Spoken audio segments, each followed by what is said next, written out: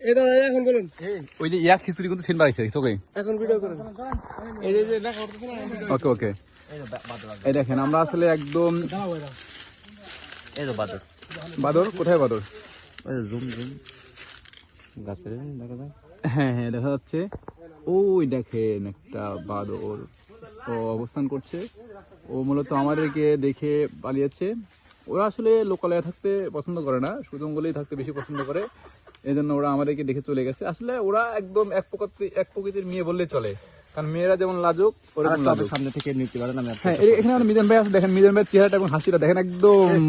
একদম মেয়েদের মতো ঠিক আছে নুরানির চেহারা ঠিক আছে তো এই যে আমাদের মিস্টার আলাস ভাই ওনারা হাতে একটা লাঠি নিয়েছে এই লাঠিটা নেওয়ার কারণ হচ্ছে সেফটি ঠিক আছে কারণ আমরা যে পজিশনে আছি দেখেন আমরা কিন্তু মাটির নিচ থেকে প্রায় 200 থেকে 300 ফিট উপরে আছি এই দেখেন